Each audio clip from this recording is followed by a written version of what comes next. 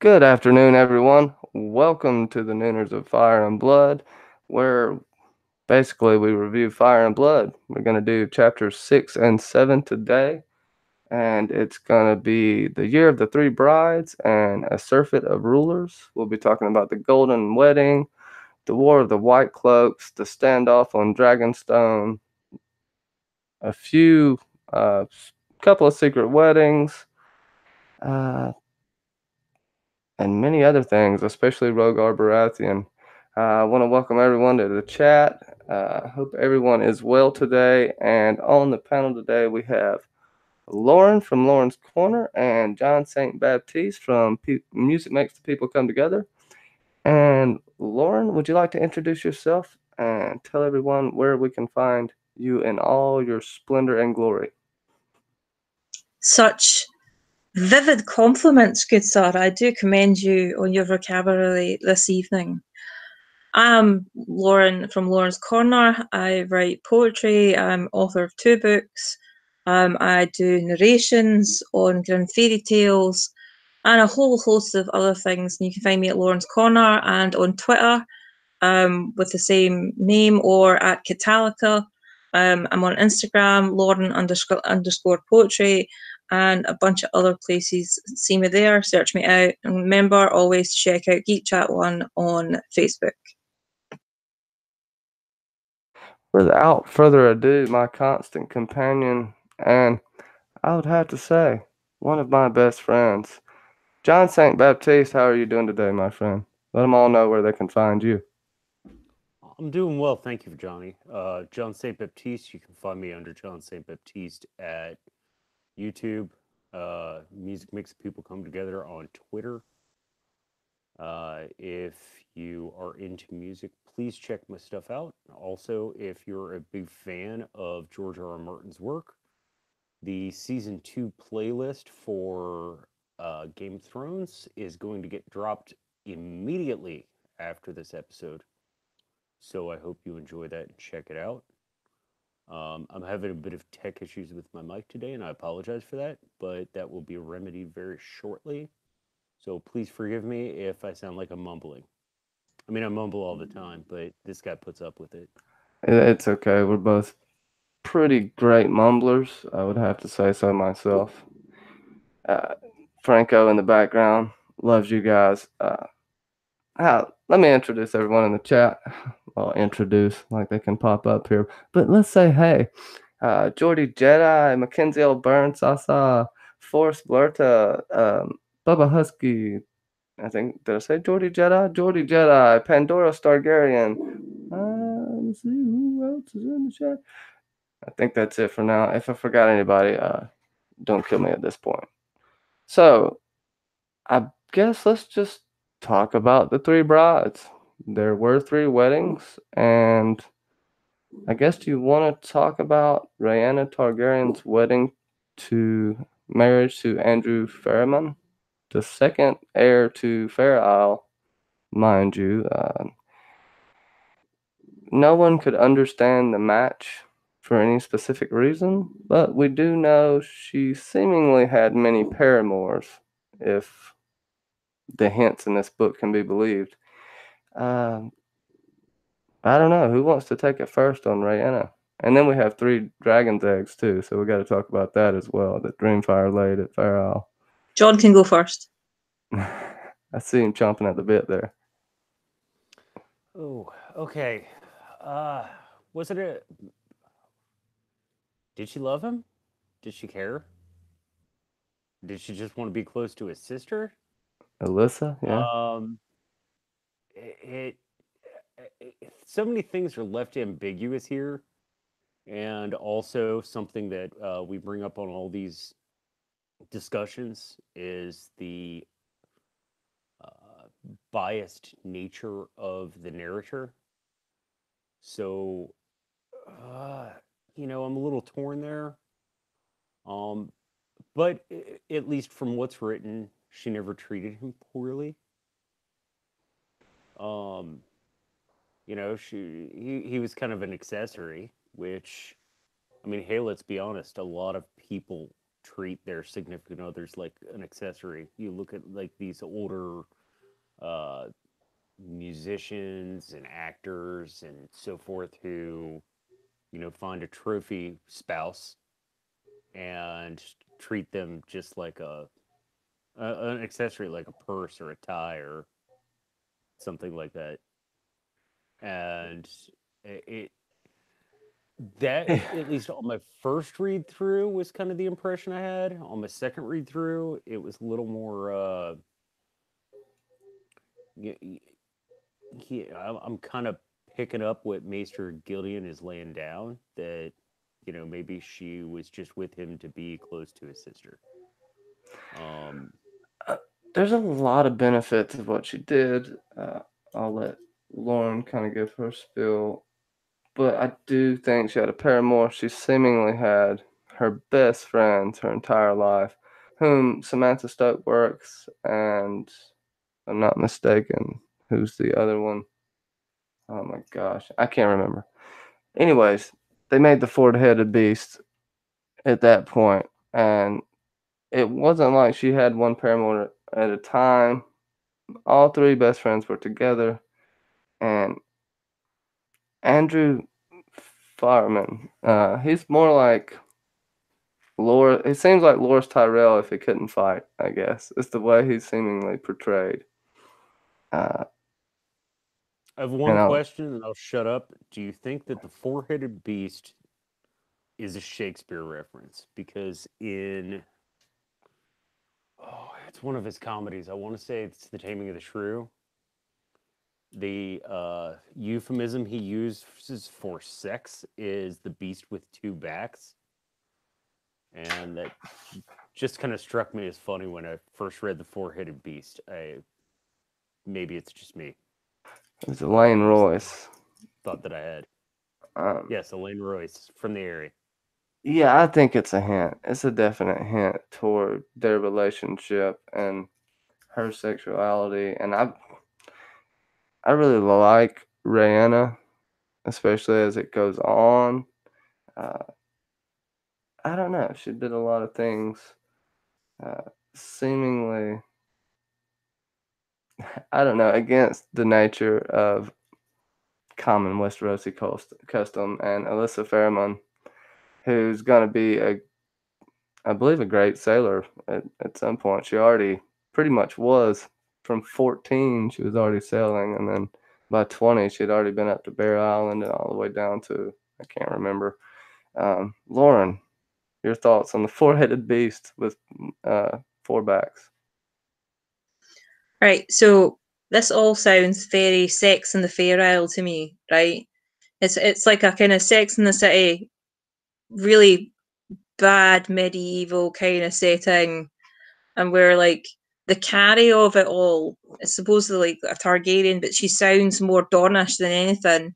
Like she sounds like either a sand snake or like Oberyn Martell, who has all these paramours and stuff like that. But on the flip side of it, like this Andrew guy is well, quite rightly frustrated in his position. Even though he is the Lord, he is subject to her and her maids and her paramours, and he always comes last in line. So maybe you can say that the Maester's representations of him and the princess at hand are probably accurate. However, we would also have to ask, why is he taking such a tone when recanting this? I feel sorry for Andrew in some way, but in others, when a person has a personal preference in partner or paramour or relationship, then they will go and seek that out. And I think that's what she did. She gave herself security and freedom at the same time, a secure marriage in a position that was may or may not been preferred, but she got that security, she got a home, and she got to do basically whatever the fuck she wanted. It's just unfortunate that her actual spouse was left just descending into absolute madness. Well, Andral was arguably his father's favorite. He may have not been interested in girls, which would have been right up Brianna's alley if we're going this route. It's as well payback for having sheltered during Maegor's reign, for them being sheltered from Maegor. And yeah, that's some really good points you make. She basically took over Fair Isle. She was Queen of the West, right? Reminds me of Wicked Witch of the West from Wizard of Oz, and that's how she was portrayed a little bit. Some talked of her doing sorcery and magic. Go ahead, Lauren. Perhaps the good Maester had an aversion to those of the LGBTQ community, right? Or just people being gay in general. But I think perhaps because of how the princess took on her role and then superseded that, her position, would his general proclivities and bias be that to be gay is bad, but to be a woman and gay and a princess is much worse, and to overstep your station, like perhaps he might have had that in mind. I mean, I don't necessarily remember him talking in that manner about many other female Targaryens or women, but there is a certain incline towards negativity within his tone and his writing style at times. He even, we can talk about this too, John. I know you have some thought. I'll let you respond to Lauren, and we'll kind of go into Rogar, which this is the other marriage. We'll get into the golden wedding. He seemingly is portrayed in a bad light, but is given a bunch of excuses by this maester. He was a great man, and he just did the last year of his life. You can't blame him for it. There's a whole paragraph as like a disclaimer, basically giving Rogar Baratheon excuses for what he did. And if you think about it, this goes all into the twin swap. But I'm getting ahead of myself here. We got to talk about the golden wedding and let you respond to anything about Rhaena you would like to say, John. Sorry. Oh no, I agree with Lauren for the most part. The only thing I would like to add is on top of any bias that Maester Gillian might have had against people for their sexuality, I think there was a bias for anybody who had anything that was confrontational towards Jaehaerys. I think a lot of this book, that's what it comes down to, is him being Jaehaerys' butt boy, and because everybody who has anything bad that they do towards him or anything like that is so villainized. But Rogar really isn't villainized. He's given all this litany of excuses No, as well. no, I'm not talking about. the different. I'm still talking about Rhaena. Oh, my bad. Yeah. I was just I was finishing up. Just I do think Lauren's right there. My bad. I absolutely agree with you, Lauren. But I also think it's like this is somebody who stood up against Jaehaerys. With Rogar, I think there's all the apologies because in the end, like Rogar kind of put Jaehaerys on the throne, so I think it's the same spin. I think it's the same, like try and make him out as well as he can, because he he led to his coronation. To that point, it is mentioned Rhaena does have a beef, a legitimate beef with Rogar. He did not rise up and help Aegon the Uncrowned at the Battle of the God's Eye. He waited, uh, and also she was not happy when they got married as well. And we'll kind of segue into the Golden Wedding, but if you want to talk about a Rogar slight of Rhaena, do you guys feel like she had a better claim to the throne? Because she felt like she did. I mean, she was in succession. She was closer in line. Was she firstborn or secondborn? I can't remember. I know Jaehaerys was fourth. Second? Okay. Um, Lauren, what do you think about her claim, and does she have a right to be pissed at Rogar Baratheon? Pissed at him for putting someone else before her because she's a woman. That not helping at the God's Eye, the Battle of the God's Eye against Maegor, and also we'll segue into the Golden Wedding, but also marrying her mother. Yeah, I mean, marrying the mother part, not so much. I mean, at some point he has to know that he'll have to let go of power and retire and just be him. But for the most part, yes, she does have a right to be pissed, not for helping at the God's Eye, and also for just sidestepping her because of her gender. I think that's disrespectful to the line of succession, but it is unfortunately becoming a place ruled solely mostly by men, with women kind of ghosting in the background here and there in jobs that they've been put forward for but can't have because they are women, but their husbands or that have been put forward in their stead to be there, to be like the kind of the middle person, the official person that people can look at with respect. And I think the faith has a lot to do with that too. But you can also throw in there about, I forgot about the dragon's eggs. I don't know how I forgot about that, and the greedy Lannisters. You can write about that as well if you would like.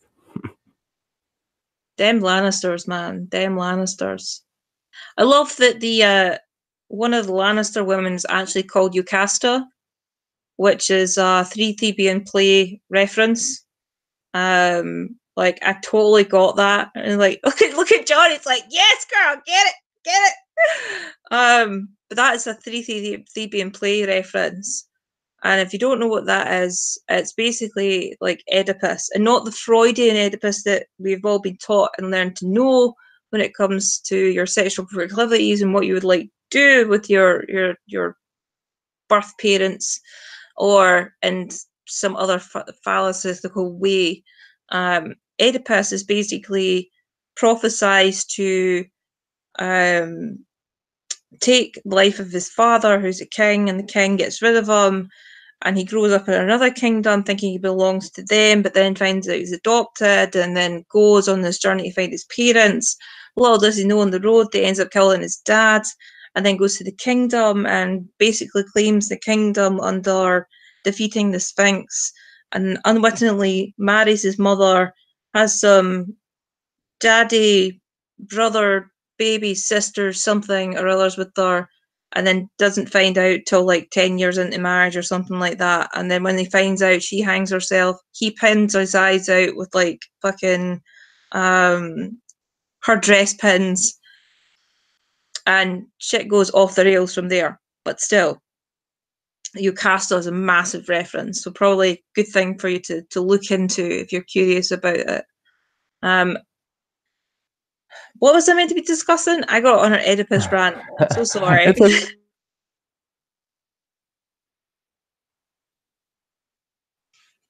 Is Johnny froze? Androws. Did I freeze? No, yeah, you're good. Oh, Go. once Andrel's father died, and Franklin, I believe, took over Rhianna to leave, but he called, the maester said he could see the fire in her eyes, and he was so scared, and that she ultimately decided to leave. He said he couldn't take her sister with her, Alyssa, and he tried to stop her. And the common folk, I guess, loving Alyssa, they were down by the dock. She had been sailing since she was 14, and the fisher folk and the sailors actually pushed pushed them into the water before they could draw their swords and stop her. So Alyssa got to leave. I believe it's on. Is it the Fair Maiden or is the boat they left on? If I'm not mistaken. And kind of to your point earlier, Lauren, Pandora Targaryen, the one thing I didn't like in this book is the chauvinistic overtones. I understand it, but I don't like it. I do see your point on that, but we see in Rhaena how she transcends that to an extent and battles that and defies that throughout her whole life. And a few female characters here do, but yeah, unfortunately, that's the way it is in Westeros and A Song of Ice and Fire. That's the patriarchy. Yeah. Or the Citadel, or the Maesters, or the Church, or any other institution that isn't actually the royal household itself, or it's the Lords, or it's the Church again, or it's the small folk, or it's this, that, and the next. Yeah. Just this Well, one's on top and that one's on top, and on it goes. it's interesting to me because it's chauvinistic, but it's also the way it's put up. Like, she did this, she did this, she did this. Like, you have to hit a point where that pronoun is absolutely useless. Like, See, I think also the Maester is not only masculating the princess, but he's emasculating Andro. So he's demeaning both of them in his tone. He looks down on Andro for not having a man's balls per se to stand up and claim his land because he is the rightful lord. And he's letting his wife, lady wife, which technically in this circumstance she is his property more or less, because women are bidden to marry for alliances, for allegiances, so on and so forth, to keep peace. And by emasculating, you are you're changing the roles of these people, and you're giving your audience a view on how not to be, or what is not acceptable as the norm. But I think also the Maester was curious as well, about how this all worked, and maybe he could have worded this a lot more sharply. Let's face it, he could have went a bit deeper with it, but I think he's doing an okay job about being level-headed on it. Maybe. Yeah, and to that point, I mean, the four-headed beast ruled the court at Fair Isle. When people came to visit, they did not come to visit the Farmans. They come to visit Queen Rhaena at this point, the Queen in the West. And Andral was second in line, and Franklin was first. But Franklin was pissed at him, and basically told him he wasn't worthy to be her husband. And if I'm not mistaken, what was it? Lyman. I can't remember his last name, but it was a bastard Lannister. What was his name? That tried to seduce Rhaena. I thought that was pretty funny in the books. Yeah, I do believe it was Lyman. I'm sorry, my. And she had none of it. And she quickly sniffed out the little spies and everyone, and immediately found out that they were going to take the dragon's eggs. So they left from there, and that's kind of where we leave them at this point. And we can kind of come back to Rhaena when it involves a few people. And if you got any last thoughts on Rhaena, speak now or forever hold your peace.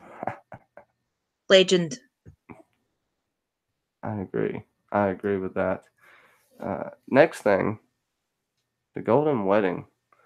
The wedding of the Queen Regent Alyssa Valerion, or Targaryen, whatever you want to call her, to Rogar Baratheon. Storm's End. I believe she was. Is she 10 years his elder? Or 7 years his? She was I older. think it was 10 years. I'm pretty sure it was 10 years. So this was a grand wedding. This is when basically they got, Jaehaerys was to be the new king. This was a wedding to celebrate the marriage between Rogar and Alyssa, but also more to celebrate the new boy king who rode in on Vermithor, and Alysanne rode in on Silverwing, if I'm not mistaken, and they wowed the crowd. And this is where we get Jaehaerys' Kingsguard from. And I can't remember how many people were in the melee, but the war for the White Cloaks was pretty fun, and all hail the KOL. So, and with all this, one thing to note is Rogar Baratheon never asked leave of Jaehaerys to marry his mother. Now, this is something to be taken as a slight. And whoever wants to go. Then John? I think it's John first this time. Yeah, Rogar Baratheon. I should I drop my shade now or save it for later? Because I'm really not a fan. You know how much I dislike Baratheons in the first place, but You can drop a little now because all they did was whore and hawk and drink the whole time. That's one yeah, thing. We talk about the events that happened there. The 14-year-old did more. 7 virgins, and he hawks and drinks and goes out and he parties and this is before you're supposed to marry the queen regent. Like, really? Like, it, I'm not going to get into a political conversation about our state in our country right now, but seriously, have some respect for the decorum of the position that you're in. That's all I'm going to say about that. It, yeah, Rogar Baratheon. I mean, he's just another Baratheon. He's just another stupid Baratheon who spends money he doesn't have, and blows it on stupid, pointless thing. It in a later term, it makes me understand why Tywin Lannister has so much contempt for the Baratheon family. They blow money. They don't know what to do with it. Once they get a hold of a little bit, they just it's. Sorry, I'm gonna go off on like a 9-minute tangent if you let me, so I'll shut up right now. Well, I mean, the Dragon Pit was unfinished at the time too, so go ahead, Lauren. That's right. another So thing. can I just say, right? As for the Lannisters despising the Baratheons, right? Of course, the lion is going to look at the stag and think of a hungry, tasty meal that's about to get extinct very shortly, right? But not everyone can be a banker. Not everyone can have the prowess to know what to do with your gold, right? So fair enough. The Baratheons have their way, the Lannisters have those, but not every Lannister is reliable with money or their house swords, right? So the Lannisters can't fucking talk, right? The other thing is Rogar himself, not the greatest in his position, not the most respectful of his position. But and when it comes to marrying the Queen Mother, right, and not having leave, the mother not getting leave from the son, right? If your mum's been Queen Regent for X amount of years and has been in her position and just wants to go off and retire somewhere and get married to the person she's been kind of in close quarters with for such a long time, then fair deal. Just let it happen. As for the position she's in versus her son, obviously it would be better if she had asked permission and Rogar had asked permission. And if I'm right in stating that Jaehaerys at some point does like step in and gives him what for, like tells him his position. So I think the whole marriage idea is perhaps the last straw that makes Jaehaerys go, no, I am the king, this is what's happening, and takes on that role properly. But apart from that, I don't have much opinion. Rogar could have been much, much better in dealing with taxes, if I'm remembering correctly from the chapters, but yeah.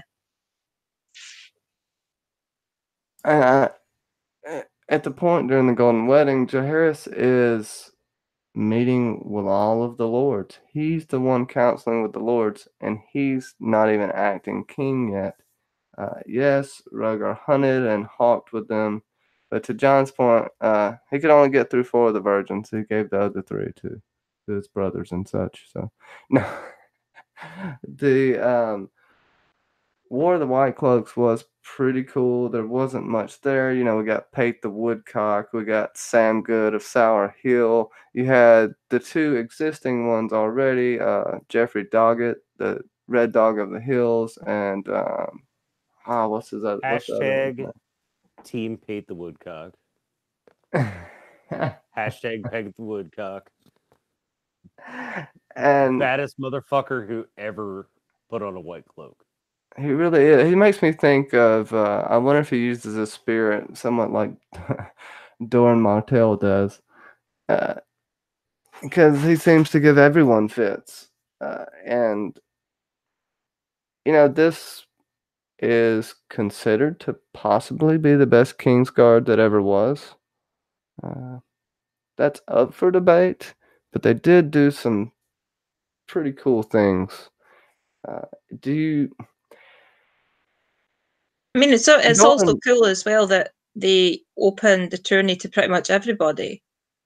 And they wanted to have a mixed variation of peoples, not just highborn, but the lowborn, the middles, everyone in between, someone who is worthy enough to be loyal, to obey their king and serve and protect the king, as well as later down the line, like the Queen's Guard and so on and so forth. These basic principles kept everything kind of neutral. True. And Pate wasn't even a knight. Everyone questioned it anyway. He said he was to get in the tourney. Now, he did say he was a knight, but then he ended up being dubbed a knight by the Red Dog of the Hills afterwards. To more of John's point, this Golden Wedding broke the realm. You know, Rogar Baratheon's one of his goals was to finish the dragon pit so that he can, in my opinion, be able to control the dragons, because that was his greatest threat. Now, to the twin swap, we'll talk about what happened. Was this done on purpose? This makes me think more so that Rogar did talk to Alyssa about this in case something did happen. They needed the right heir. And Arya is very willful and a wild child now, where she was shy. And Rhaella was the one that was... Anyways, there was a twin swap. And she ends up... we might as well go ahead and talk about this. And we'll just talk about Rogar's downfall. Y'all want to talk about everything with Rogar Baratheon at this point? I'm kind of getting into where I want to go into the spiel on it. Might as well. So, all these things come to a head. He is making plans behind Jaehaerys' back. When they find out that he's trying to marry Alysanne off, Alysanne finds out somehow and runs to Jaehaerys. Jaehaerys basically tells her, well, they'll be trying to find me someone next. And they take off on Vermithor and Silverwing and go to Dragonstone, which I think was a wise decision. It does seem like Jaehaerys was wise beyond his years, but we don't know. I think he had really good counsel as well. And plus, his upbringing, what he had to go through, he didn't have the easiest life like most lords do. He was basically in exile in Pentos, if I'm not mistaken. And we come to this point where they get betrothed. Rogar has did everything he could to try to break it up, uh, but he even goes there once he finds out they're betrothed, and that's when we get the standoff with the Kingsguard, right? And the mythical Kingsguard stands up against 100 men, and Pate the Woodcock famously says, uh, well, I have 50 men here. You'll all surely die. And Pate says, well, I can guarantee you're the one that'll die first. And let's just talk about that. I'll let you go first, Lauren.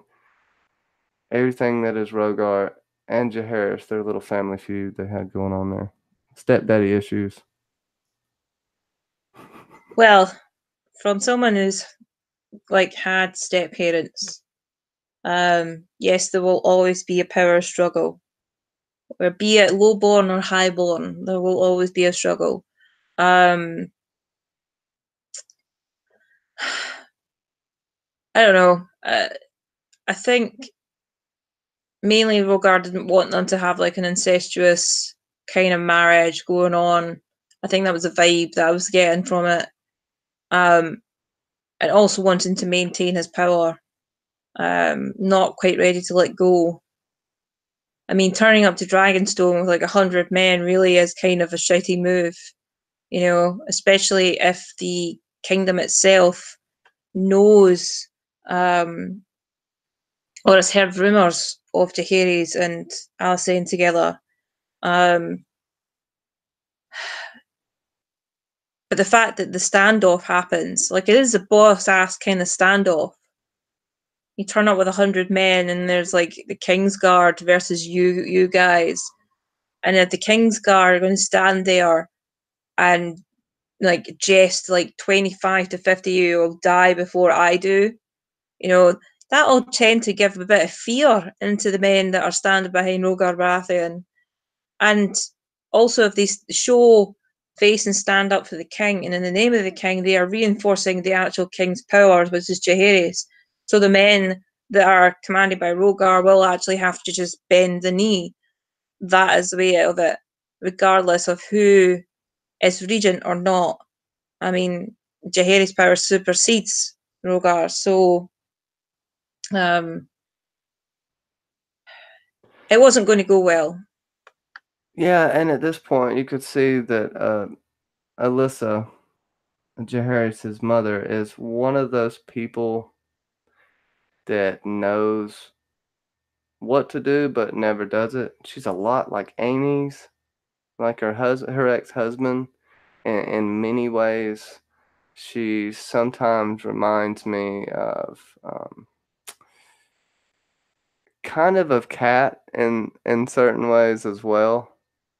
She does fear for her children, rightfully so, and she did agree with Rogar on a lot of things about trying to keep them separated, just for the fact of what happened with Maegor and Aenys, and she didn't want the poor fellows and the warrior sons coming back with all this religious fervor, especially right after things had just calmed down.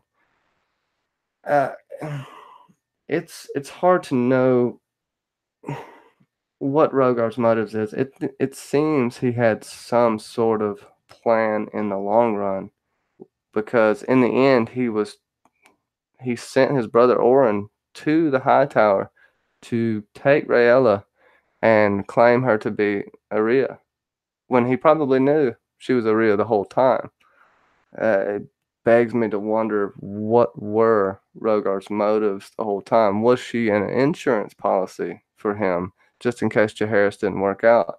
He knows that Targaryen's like flipping a coin, and you never know what a king's gonna be like until he actually rules. So I think possibly a lot of fear ruled Rogar at this point. I don't know. Just my thoughts. John? I think I don't think Rhaegar really had a plan. I think he just wanted power. At least that's how his character comes across to me. And once again, we're going by the description of the narrator. So one has to take that into consideration. But The description is favorable. That's why I question it. I tend to want to think he might have been slightly more devious than he's being portrayed. Because he's portrayed pretty well for considering what he did. Most of the time, any type of traitor is never portrayed that well. That's what makes me so curious about him. But it doesn't mean I'm right. I'm just throwing that out there. No, I agree entirely because he's the one who helped Jaehaerys get coronated. He's the one who protected the family during all the Magor stuff.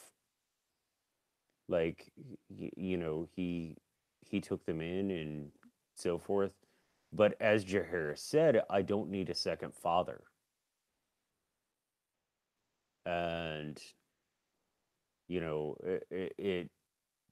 as someone who has four parents, like I have four parents, like yeah, my stepdad's my stepdad and I love him to death, but he's not my dad. And I just think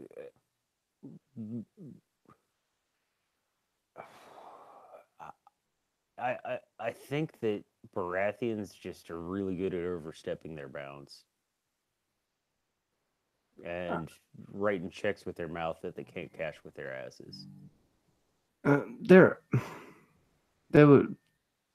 They all think they're alpha males. That's the best way I can describe it. They're not all bad, but they have a certain pride about them that's just a little too much. That would be possibly, pride is a Baratheon's downfall. In a sense to where... Oh, go ahead. You're the only... I was just going to say when you're the only prey animal in the major houses, like... What's funny is most of the best warriors come from there, and then you got the gold as lions. It's funny, but the lions do hunt you like prey. I don't know. It's funny how what some of the sigils are for some of the houses and how they kind of seemingly are opposite of what their house animal is. To that point, the king and queen to be stayed on Dragonstone, and we have a caution for young girls that is supposedly written by my God, Corianne Wild, whom we know for sure was sent to Dragonstone to be one of Alysanne's handmaids, or what would you call them? I don't know if it's a lady in waiting, something like that. Lady in waiting. Okay, that's it. Lady in waiting would be the correct term.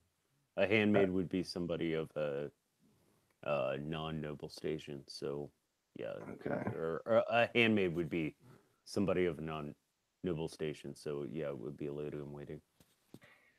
And he's, Alyssa, to the same token, sent septas there, sent some of the most pious people she knew there to try to convince Alysanne that this was unholy, that this was an abomination for them to get married. They end up getting won over, and I don't know if you want to touch on A Caution for Young Girls. I think it's a very funny and intriguing tale, but not funny in the haha funny, funny in the way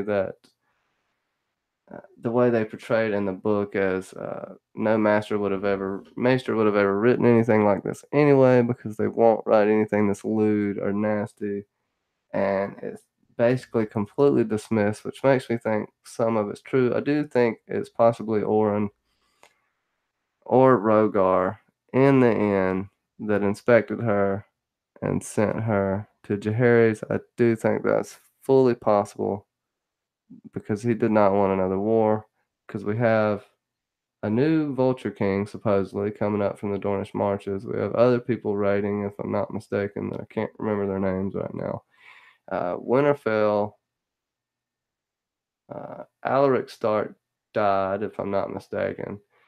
His eldest son died, taking back the wall.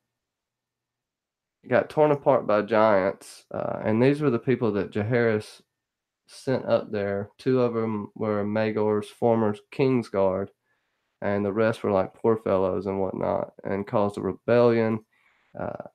Brandon Stark, who ended up, if I'm not mistaken, taking over, really despised Jaehaerys for a while for this.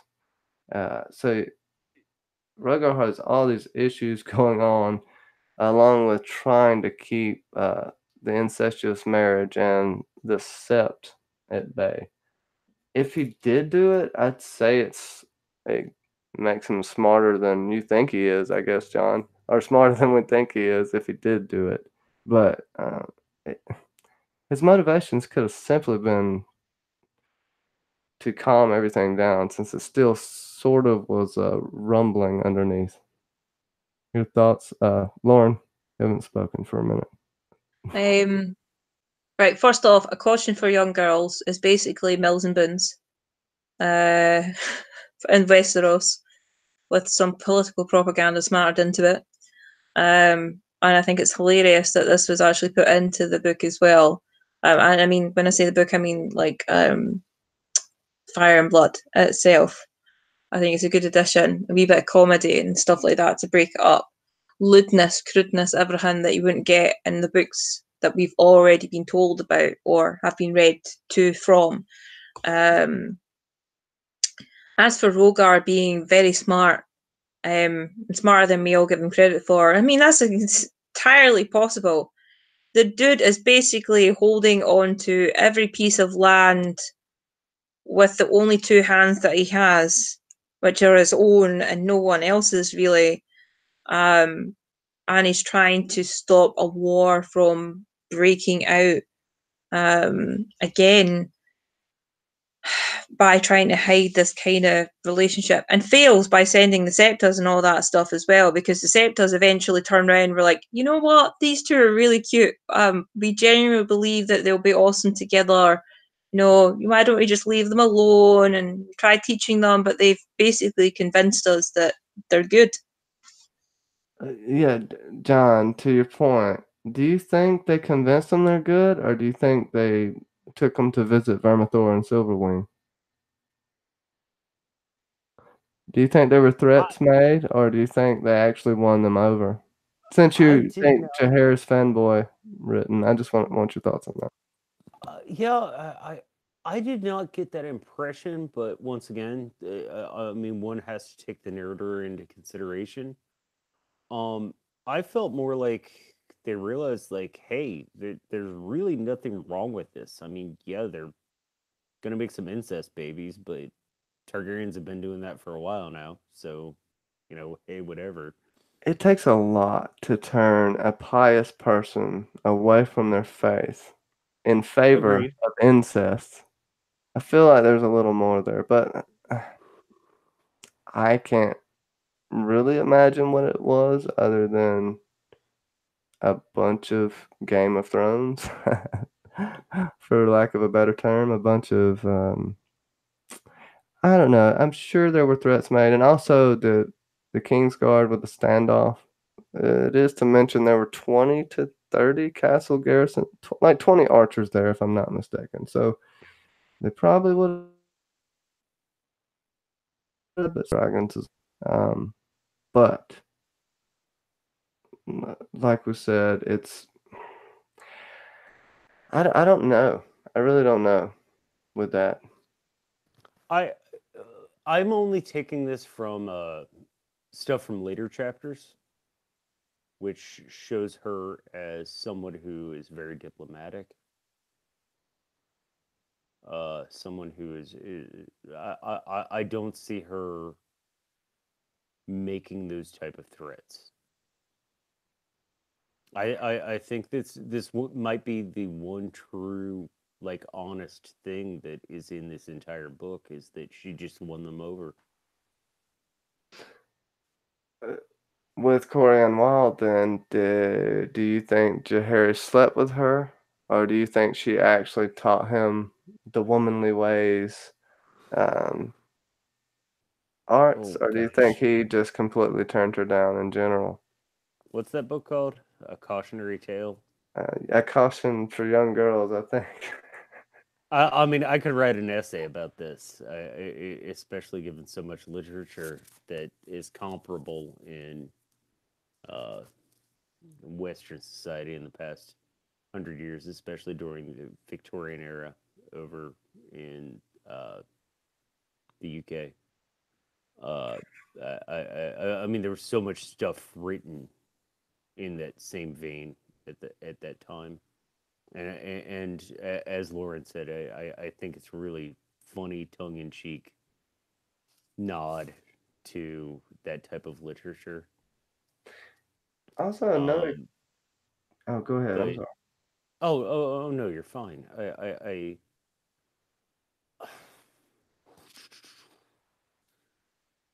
I'm really torn about it. I just I'm trying to get past my Baratheon hate. I mean, it's nowhere near on the level of my Tully hate, but it's pretty high up there. And question: why did he propose the marriage of Jaehaerys to that girl from Lys?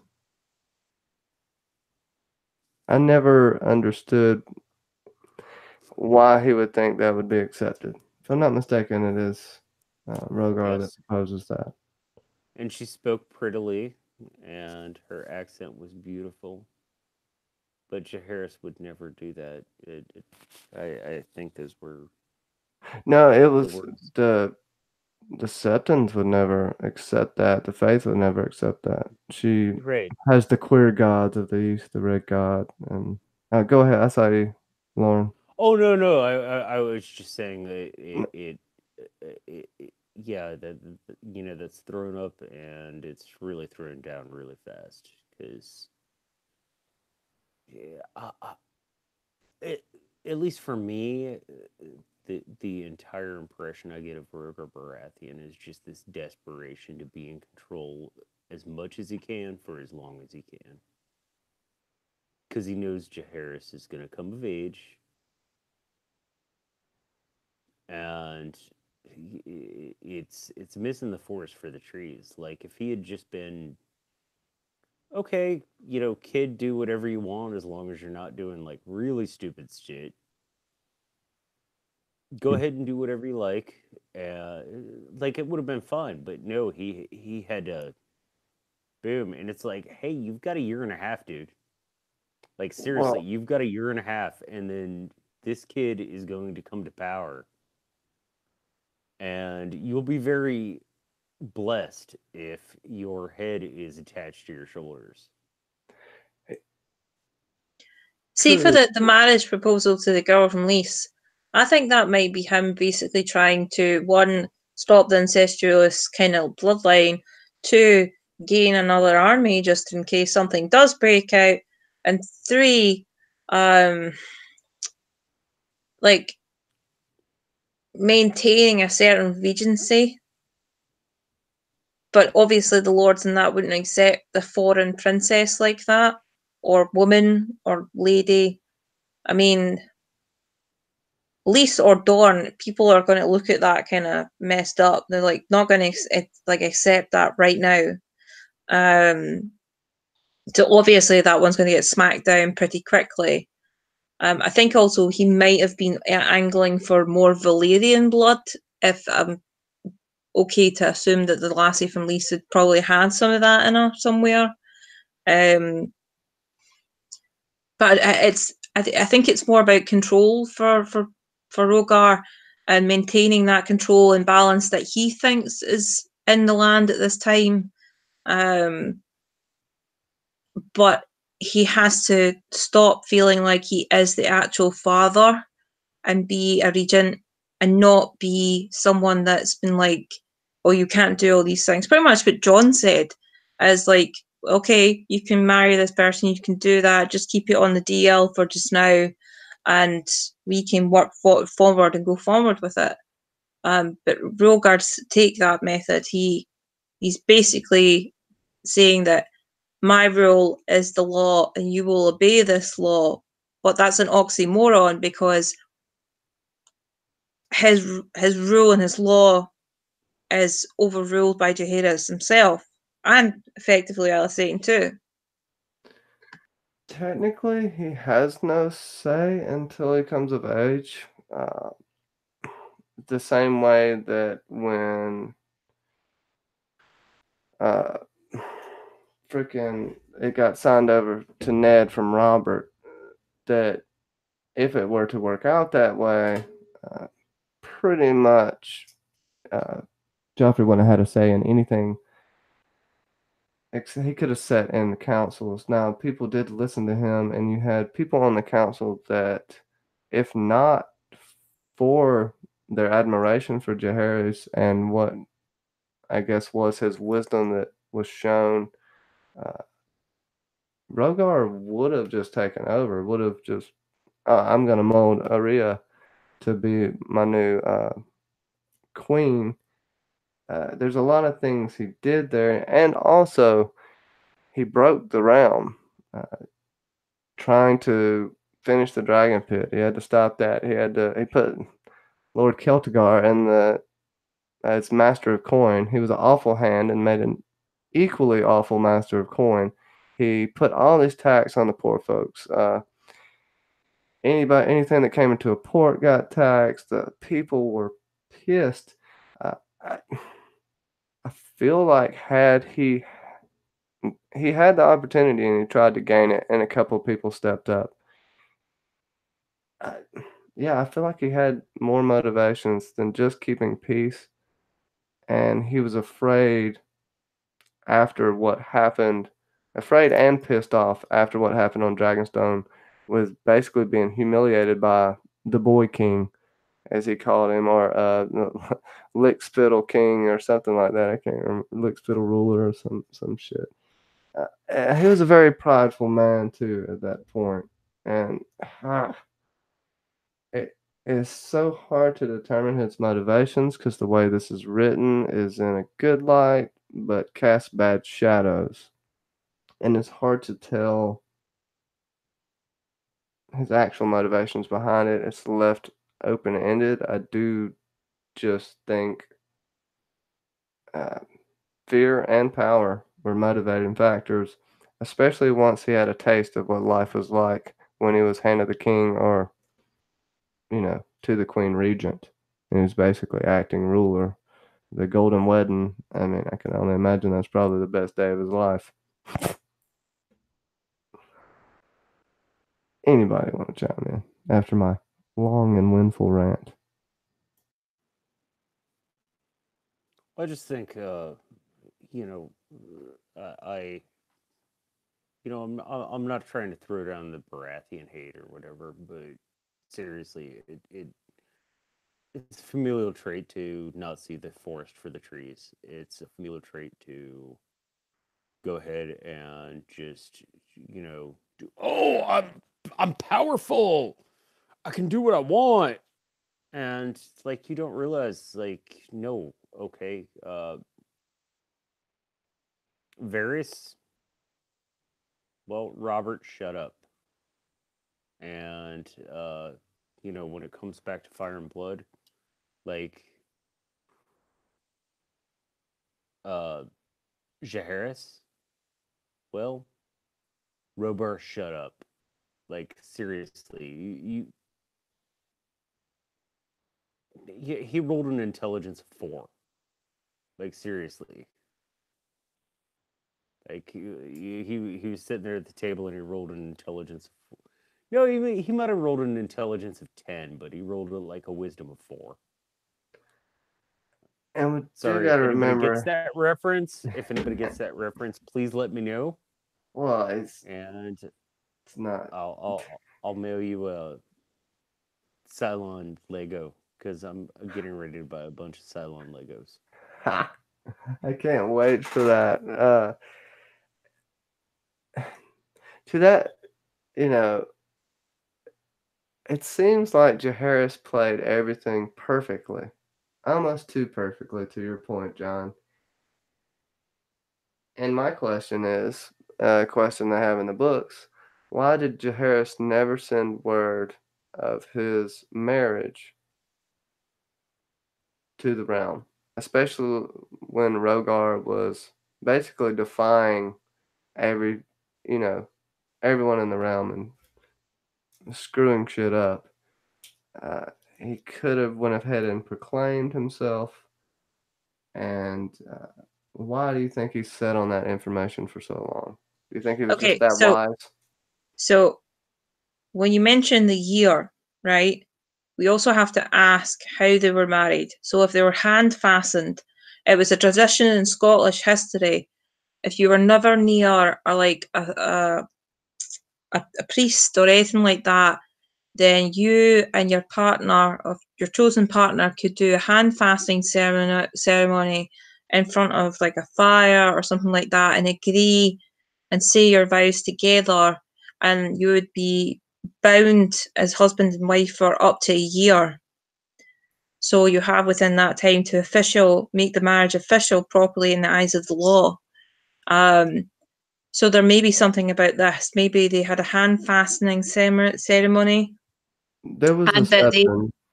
They and had that they had like a year where they kept it quiet, but they let it be what it was.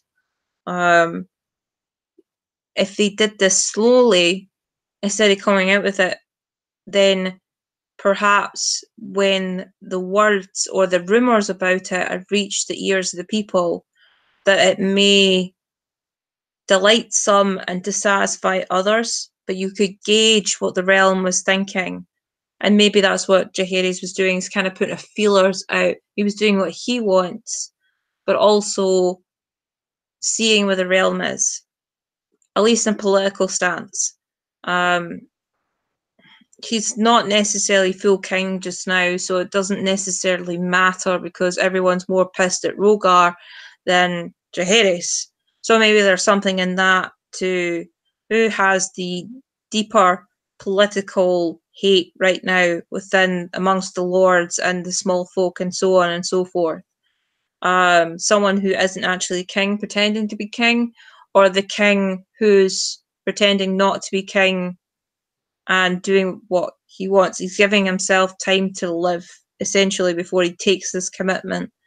I mean, Well, he had the year to wait till he became king, and I'm pretty sure I can't remember which septon did the nuptials, but I think it's implied in the books that he was wise beyond his years, more than like he just wanted to wait until he was actually king and could proclaim it then and there once he was able to sit on the throne, and thought it the smartest way to do it. Which, yes, it was the smartest decision, I believe, the way it was done. But was it all just Jaehaerys' decision like it seemingly is made in the books? I think he had some good people around him that aren't recognized as much. But that could be me.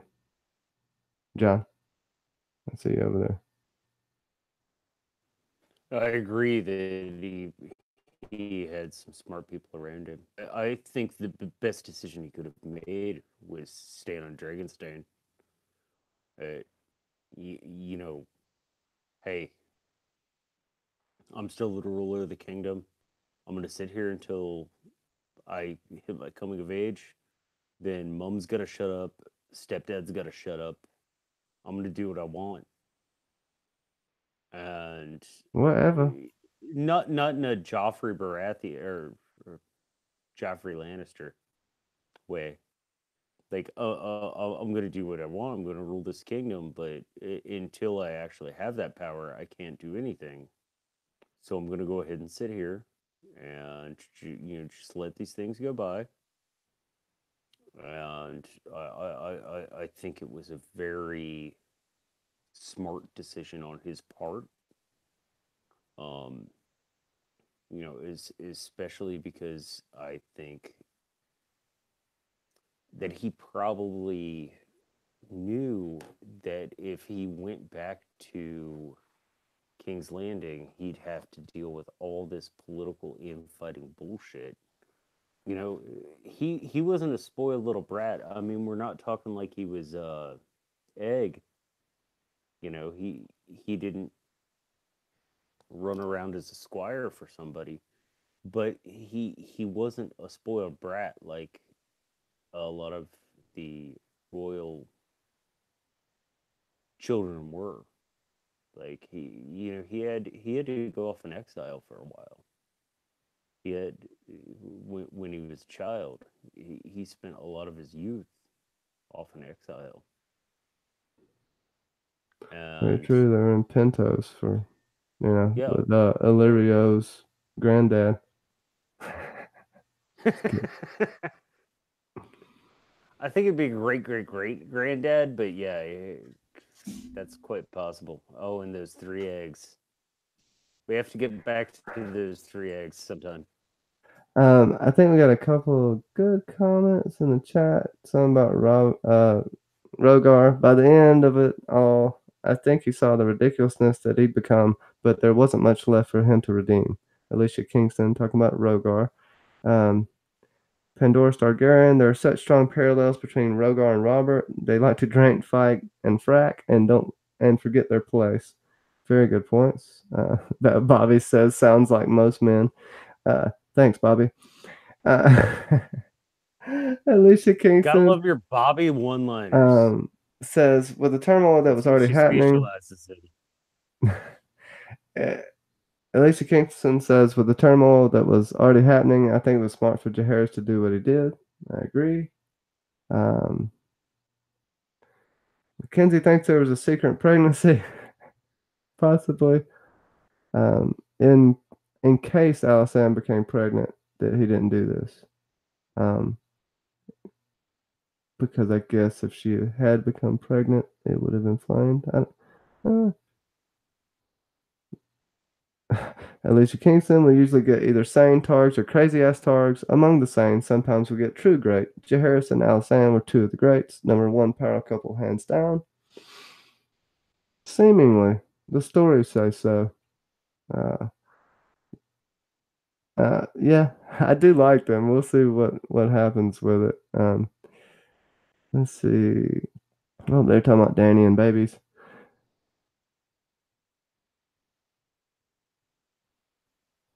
Oh yeah, the secret wedding. Let's see. I think that's it. And hand fasting. You still talking about hand fasting? No, I'm joking.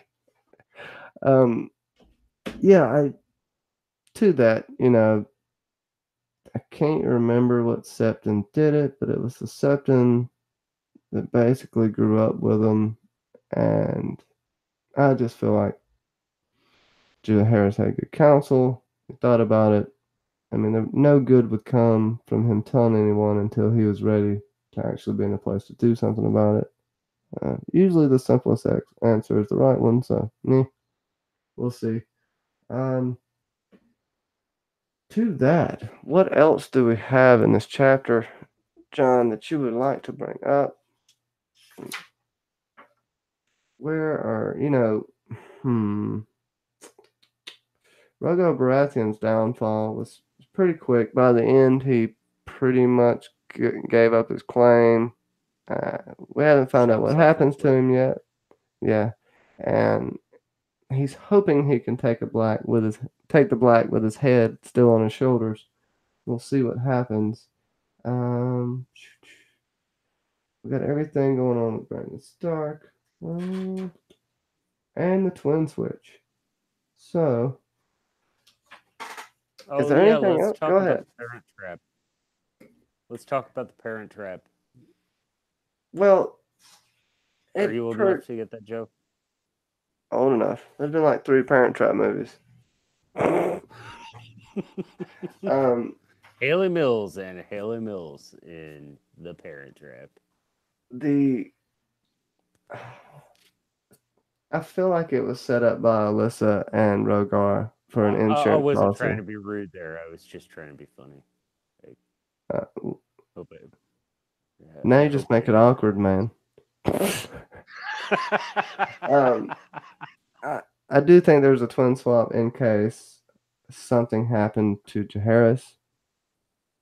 It makes total sense, and Rayella did not have the temperament whatsoever or the social skills to be any type of politician. Arya, well, I guess she did have the skill, she had the charisma, but she's a wild child for sure. Now, we have seen wilder Targaryens later, but for now, Arya's the wild one. And that's the one they have. Well, in the beginning, Rhaella was the wild one when they were younger, and Arya was the quiet one. That's why everyone thinks, well, everyone just noticed the marked difference. Um, to that fact, Arya was hidden from Rogar. Rogar was about to take her and put her on the throne, basically. And she was hidden in the stables right outside of the Red Keep. And she stayed there for 8 years. Said it was the best time of her 8 months. life. Eight, eight, Yeah, 8 months. it was only 8 months. Yeah, it was 8 months. I thought she And stayed there for a long ass time. I can't and remember. she Never said mind. it was the best time of her life. Yeah. Well, go ahead. Oh no, I was just yeah, it all the twin swap. I mean, yeah,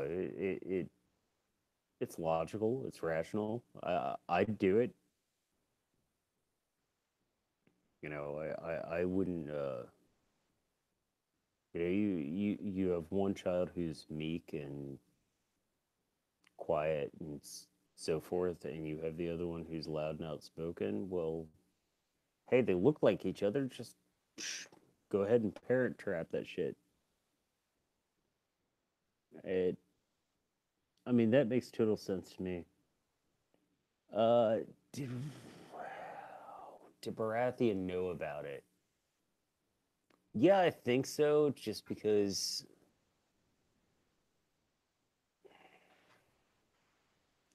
I think his wife would have told him. I you know, I think that would have come up.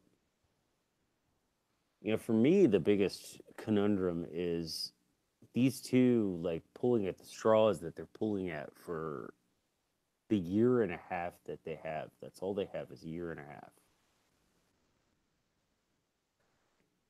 Uh, And then Jaehaerys can come up. He could be Joffrey Baratheon. He could be a total see you next Tuesday. He could also be like a great ruler, but regardless, like after that year and a half is over, they have no power. And it's always the thing that bugs me with succession tales is like, how do you not realize this is going to end eventually? It, I, it was a minor problem I had with the storytelling, but I've seen it enough in history that I I'm just like, okay, you know, whatever. yeah. It was the perfect storm, pun intended, for Rogar. the slights on both sides, with Jaehaerys and Rogar seeing it as a slight of how Jaehaerys treated him. It was kind of doomed from the beginning. I felt, Alyssa was trying to do the right thing the whole time. It could never really pull the trigger.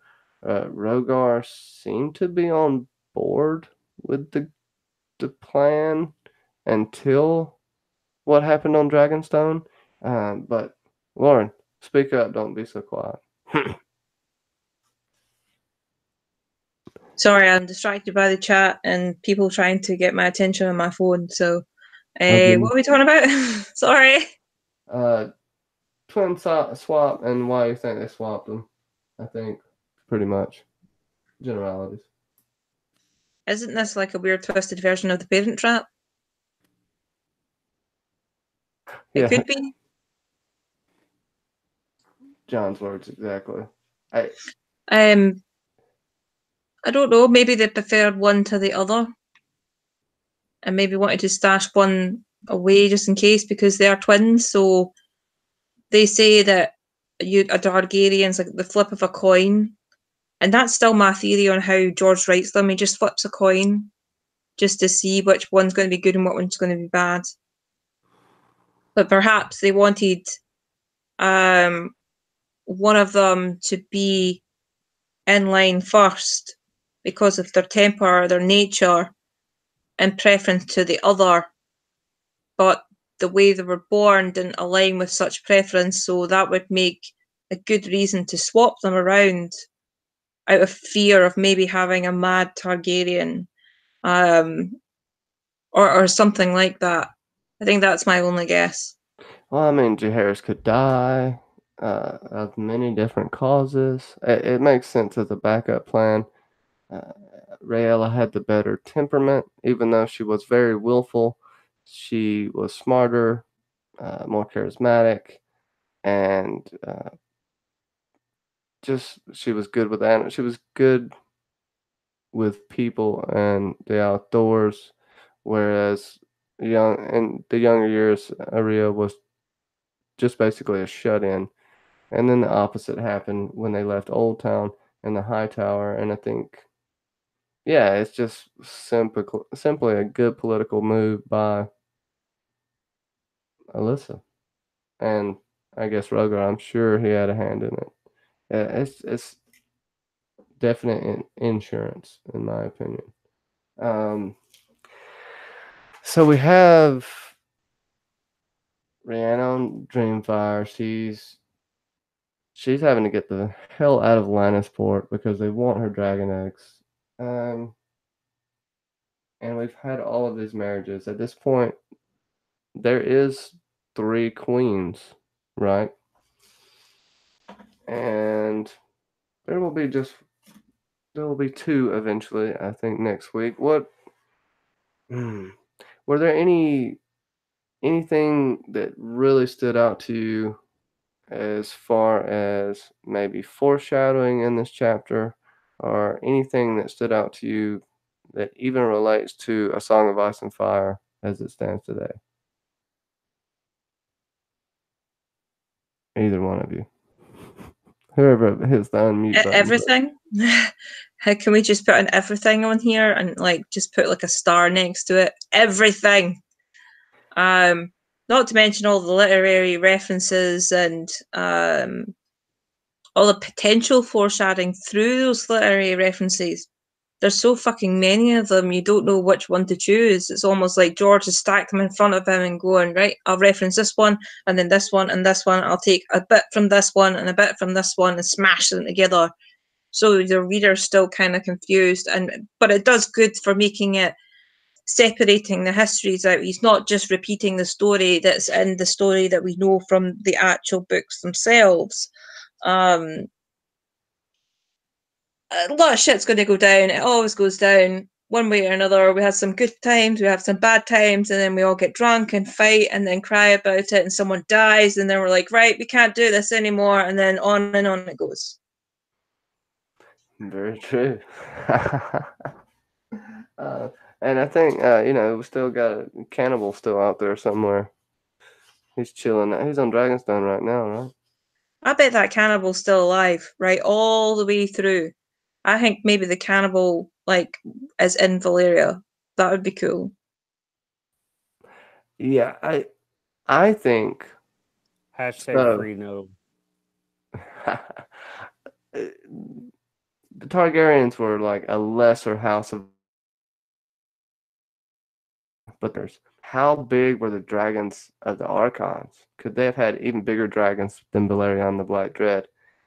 That's a question that I think we'll get into later, and us talking about Arya makes me think about that. And the 5-foot wound in Balerion's back when he comes back from whatever venture they went on. Yeah, Dragon GTA. Yeah, we'll talk about that. Valyria edition. We'll talk about that later. My thing is, it's just I feel like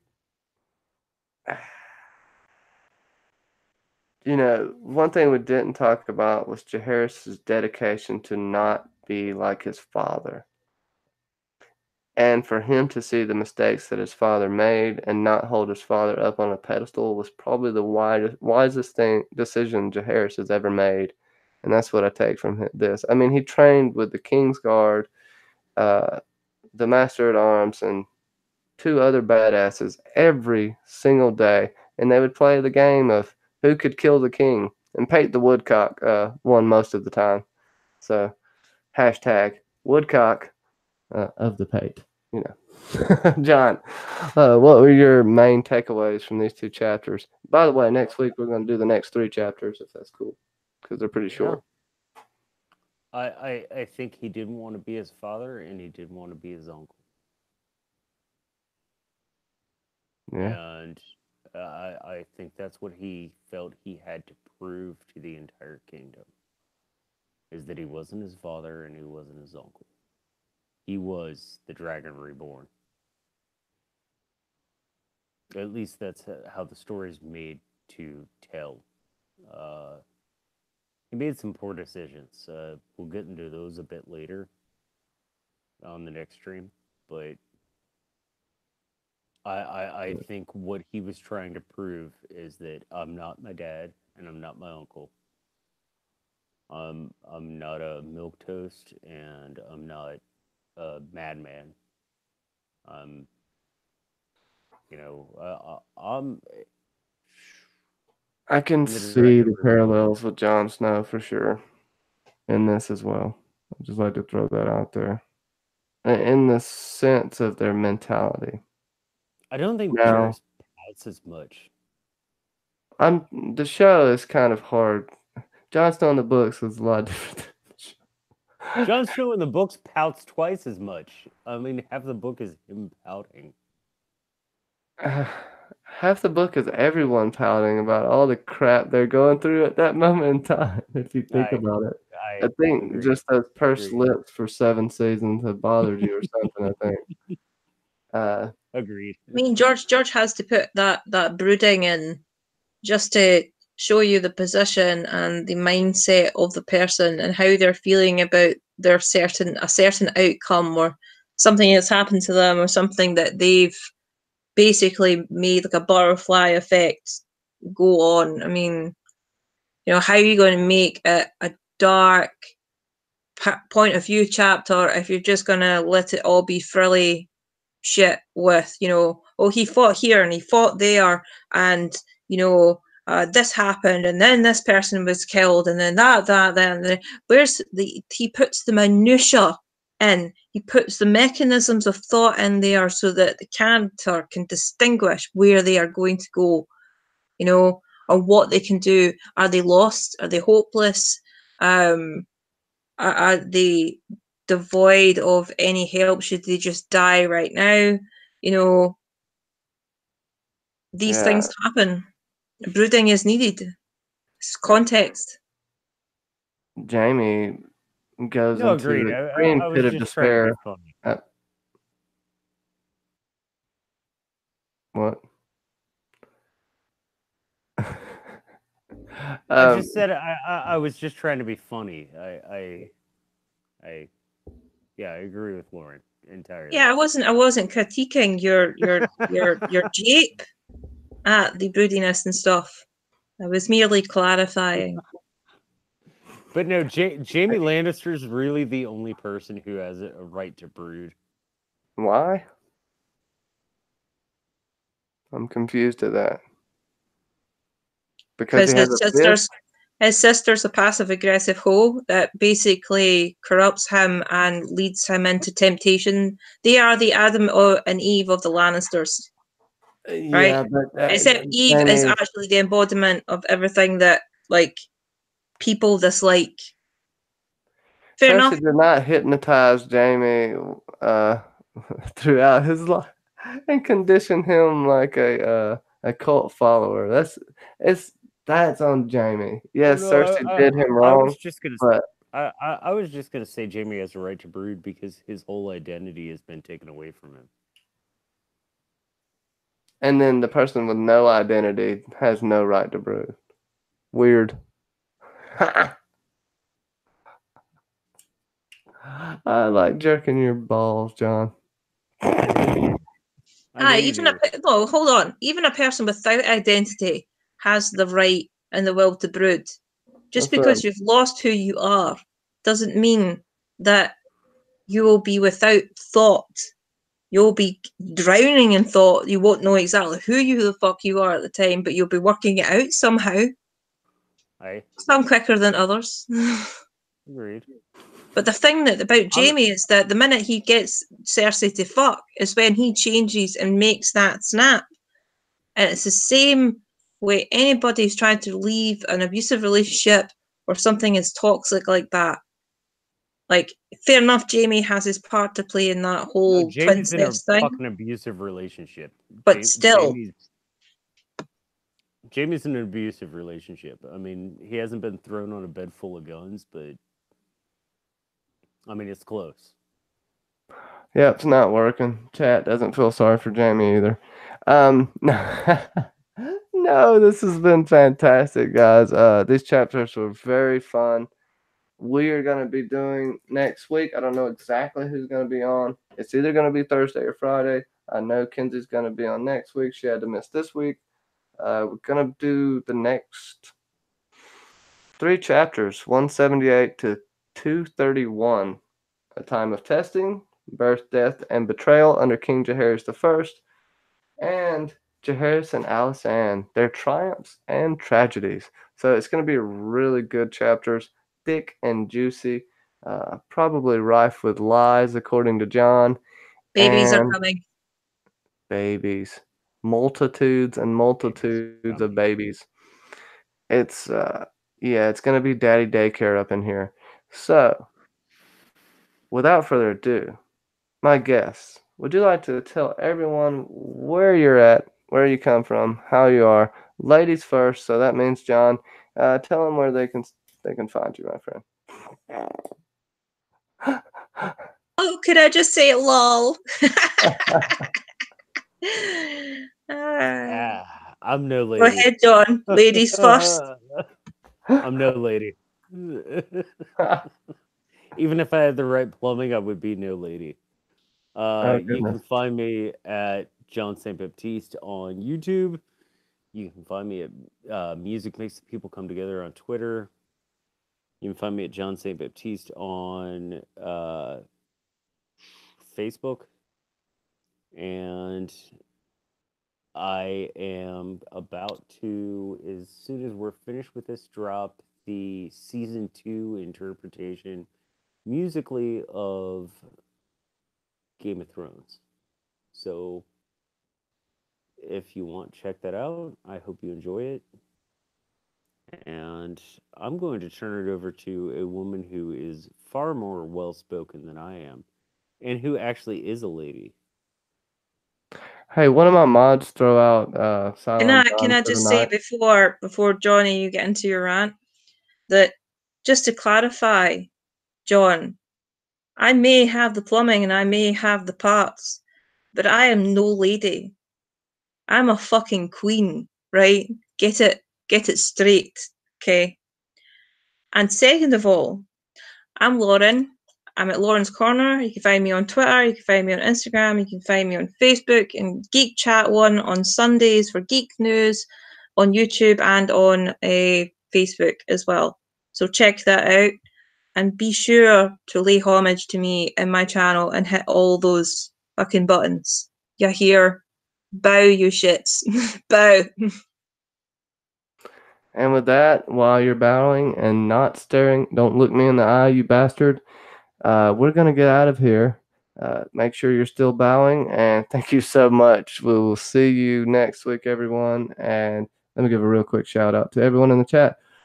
Riso, Alicia Kingston, Mackenzie L. Burns, Bubba Husky, Pandora Targaryen, Bobby Catalano. I think I said Riso already. We had a bunch of people here. Lady Dreamfire, PMD Entertainment, Forrest Blerta. Forrest Blerta. I think I said Alicia Kingston, but much love, Alicia Kingston again. Bobby Catalano. Shout out to everyone. If I didn't get your name, just be pissed at me and let me know next time. Our Red Sox fan. Be pissed at me and let me know next time. And John, thank you, Al Red Sox fan. Everyone can send your taxes to Alicia. She's my hand of the queen.